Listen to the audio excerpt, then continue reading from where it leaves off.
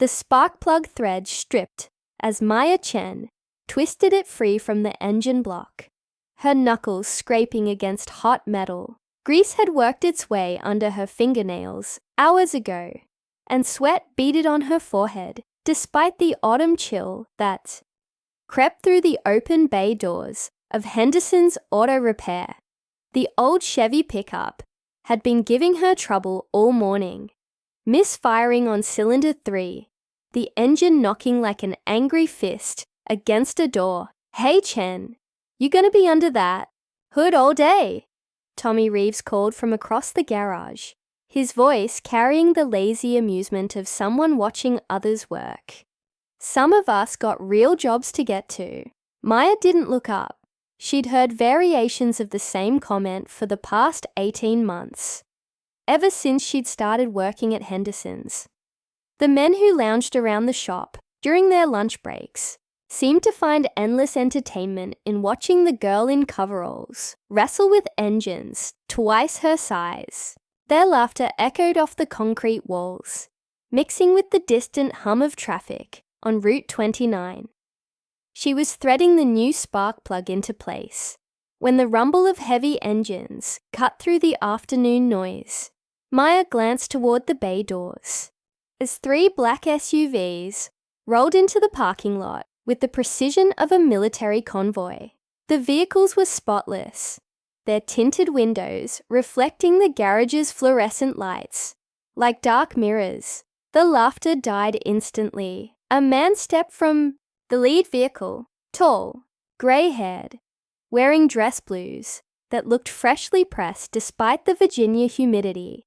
Stars gleamed on his shoulders. Maya had never seen a general in person, but she recognized authority when it walked through her world uninvited. His eyes swept the garage methodically, taking in every detail, every face, before settling on her oil-stained figure beneath the truck's hood. The silence stretched taut as a wire. "We found her," he said. 4 words that fell like stones into still water, sending ripples through everything Maya thought she understood about her small, unremarkable life.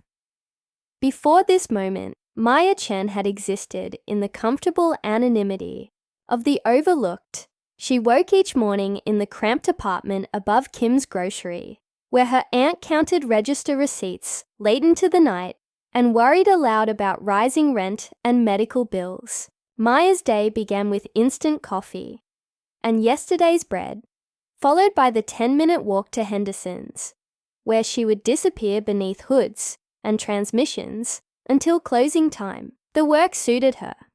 Methodical, logical, requiring patience, more than strength. While her high school classmates had gone off to college or started families, Maya had found purpose in the honest simplicity of internal combustion engines. Pistons moved up and down, spark plugs fired in sequence, fuel mixed, with air in precise ratios. There was order in the mechanical world that the human world seemed to lack. Her co-workers tolerated her presence the way they might tolerate a useful piece of equipment. She could diagnose problems they couldn't, fix issues that stumped them, but she remained fundamentally separate from their casual camaraderie. After work, they gathered at Murphy's bar to complain about wives and bosses. Maya went home to help her aunt with inventory, to review community college catalogs she couldn't afford, to fall asleep to the sound of late-night traffic on the highway. She had learned to make herself small, to occupy minimal space, to draw minimal attention. The strategy had worked for years, allowing her to move through her days without conflict or complication. But standing in the garage with the general's eyes upon her, Maya realized that invisibility had been an illusion, and that some people had been watching all along. The memories came in fragments, like pieces of a photograph torn and scattered by wind. Her father's dress uniform hanging in the hall closet, the fabric smelling of mothballs, and something else, something darker that she'd never been able to identify. Her mother's hands, always moving, always nervous, especially when military ceremonies played on television or when neighbors asked too many questions about David Chen's service record. Maya remembered being 8 years old, playing in the basement, while her parents argued upstairs. Their voices had carried through the floorboards.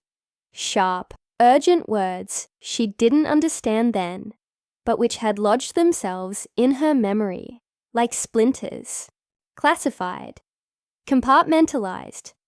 They can't know. After her father's funeral, the medals had disappeared from their display case.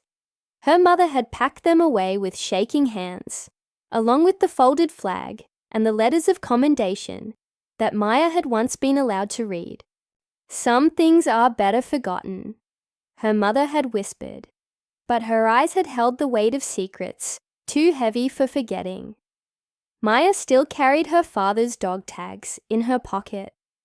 Not from sentiment, but from habit.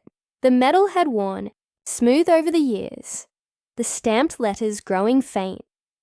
But now, looking at the insignia on the general's uniform, she noticed something she'd never seen before. A small symbol, etched into the corner of one tag, almost invisible unless caught. In the right light, the same symbol that gleamed subtly on the general's collar. The connection hit her like ice water in her veins. The general stepped closer, his boots clicking against the concrete with measured precision. Behind him, men in dark suits emerged from the other vehicles. Not quite soldiers, not quite civilians, carrying themselves with the controlled stillness of predators at rest. Maya felt their attention like heat from a furnace, uncomfortable and inescapable. "Ma'am, we need to talk," the general said, his voice carrying the authority of someone accustomed to immediate compliance. Maya's hands trembled as she set down her tools. The spark plug she'd been installing fell from her fingers, hitting the floor with a metallic ping that seemed unnaturally loud in the suddenly quiet garage.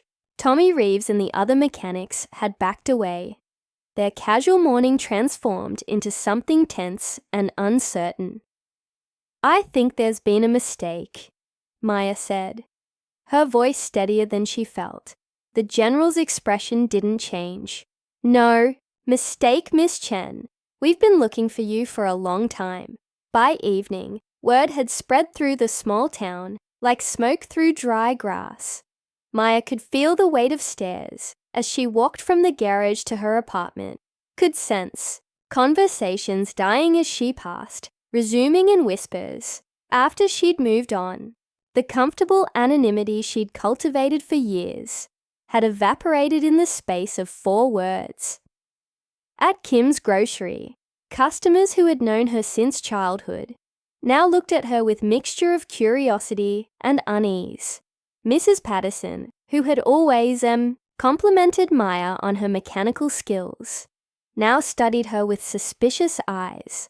"Always knew there was something different about that girl," she murmured to her daughter, loud enough for Maya to hear. Her Aunt Kim said nothing, but Maya caught her making phone calls in rapid, worried Korean, her voice tight with fear. When Maya asked what was wrong, Kim only shook her head and continued counting the same stack of bills, over and over, her hands moving with the nervous energy of someone trying to stay busy enough to avoid thinking. The rumors grew with each retelling. Some said Maya was the daughter of a war criminal. Others claimed her father had been a spy, or a defector, or a hero, whose real story had been buried for national security. The truth seemed less important than the speculation, and Maya found herself caught at the center of a storm she didn't understand. Old friends stopped calling. Co-workers at Henderson's treated her with careful politeness, as if she might be dangerous or contagious. Even the mailman seemed nervous when he delivered packages, glancing over his shoulder as if he expected to be watched. Maya had never realized how much comfort she'd taken in being ordinary, until that ordinariness was stripped away. Now she moved through her days, hyper-aware of every glance, every whispered conversation, every moment of awkward silence when she entered a room. 3 days after the general's visit, Maya found herself sitting across a metal table from him in a windowless room at the local National Guard armory. The fluorescent lights hummed overhead, casting harsh shadows that made his weathered face look carved from stone. He had said nothing for the first 10 minutes, simply studying her with those unblinking eyes that seemed to see more than they revealed. "Your father saved 17 men in Kandahar," he finally said, his words falling into the silence like stones into deep water. "Operation Nightfall. You won't find it in any public record." Maya's throat felt dry. "My father was a mechanic. He fixed helicopters. Your father was many things." The general opened a manila folder and spread photographs across the table. Images she'd never seen, showing her father in combat gear, surrounded by soldiers whose faces had been redacted with black ink. He volunteered for a rescue mission when everyone else said it was suicide. Went into enemy territory to extract a downed reconnaissance team. The photographs were date-stamped from 2 months before her father's return home. 2 months before he'd started drinking heavily. Before the nightmares.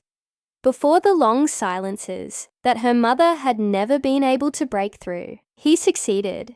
The general continued. Brought all 17 men home alive. But the operation was so sensitive, so buried in classification levels, that he could never speak of it, could never receive recognition, could never even tell his family why he woke up screaming.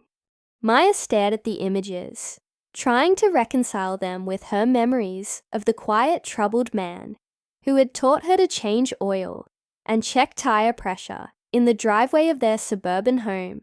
When he died, we thought that chapter was closed, the general said, gathering the photographs with precise movements. But intelligence has a long memory, and sometimes the children of heroes inherit more than they bargain for. He leaned forward, his voice dropping to barely above a whisper. There are people who remember Operation Nightfall, people who've been asking questions about David Chen's family, about his daughter who works in a garage and keeps her head down and tries very hard to stay invisible. The weight of his words settled on Maya's shoulders like a physical thing. "What do you want from me?" "The question isn't what we want," the general replied. "The question is what we can offer you. Protection, purpose, a chance to understand why your father carried the weight he did, and why that weight might now be yours to bear." Maya walked home through streets that looked the same but felt different, past buildings and businesses that had formed the backdrop of her unremarkable life for 24 years.